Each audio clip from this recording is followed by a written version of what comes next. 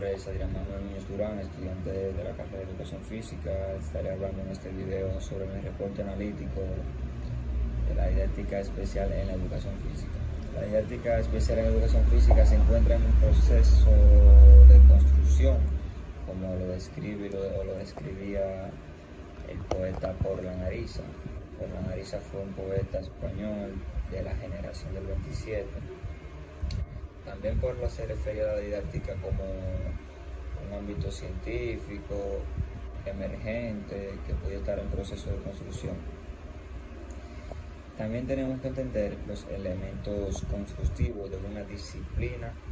autónoma. Quiere decir que este proceso de consolidación ya se encontraba o nos encontrábamos con algunas diferencias para encontrar una definición de la didáctica en la educación física. También esta definición puede llevar a cabo una base o algunos elementos los cuales deben estar presentes cuando vaya a definir o se vaya a expresar algo, ya que estos son los elementos que contienen el objeto de estudio con una matizar específica, la cual confiere identidad o una perspectiva de análisis que cuando se compartió o se ha compartido una disciplina, siempre será individuada o identificada como tal. También tenemos que entender la forma de construir el conocimiento o estatus epistemológico, ya que este siempre se identifica con lo que es una disciplina, la cual se supone que sea una disciplina en ciencias sociales, ya que esta disciplina queda totalmente integrada por sus hechos y sus acciones sociales. También tenemos que tener en cuenta, o podemos ver que cuál de estos tres factores, como lo decíamos anteriormente, cuentan con una gran relevancia y muchas ideas fundamentales sobre lo que es el estatus epistemológico de esta disciplina. El objeto de estudio de la didáctica, los procesos de enseñanza y aprendizaje. Cuando existe un congreso o un consejo generalizado para señalar lo que es un proceso de enseñanza y aprendizaje, como el objeto de estudio de los tres factores de las diferentes didácticas,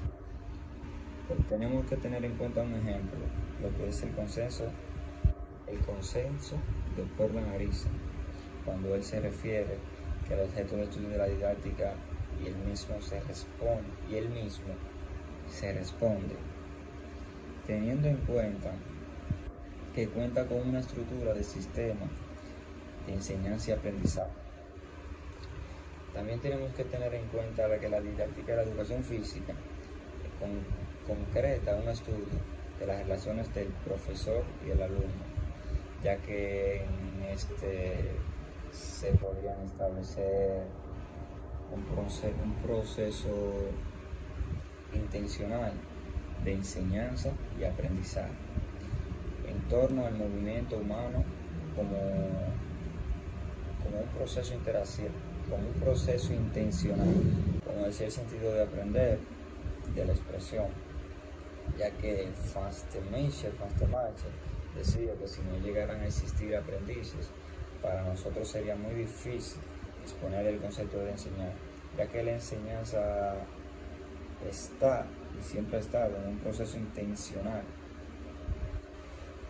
Estas afirmaciones que han dicho algunos los filósofos y poetas, podemos decir que nos llevan a señalar que en todo el proceso de enseñanza y aprendizaje es posible manifestar. Podemos manifestar también que el concepto de enseñanza tiene como efecto una relación ontológica,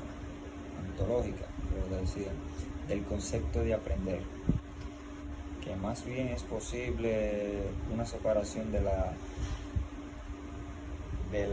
existencia de la enseñanza del aprendizaje. El proceso de enseñanza y aprendizaje también debemos tener en cuenta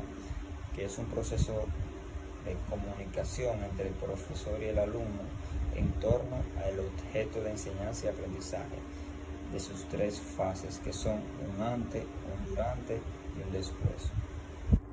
También cuando hablamos de la separación de enseñanza y aprendizaje podemos ver o podemos darnos cuenta que la definición de la didáctica que hacen en referencia a un objeto, que la definición de la didáctica hace referencia a lo que puede ser o como un objeto tanto de enseñanza como de aprendizaje. También debemos tener en cuenta que son más importantes tratarla de diferenciar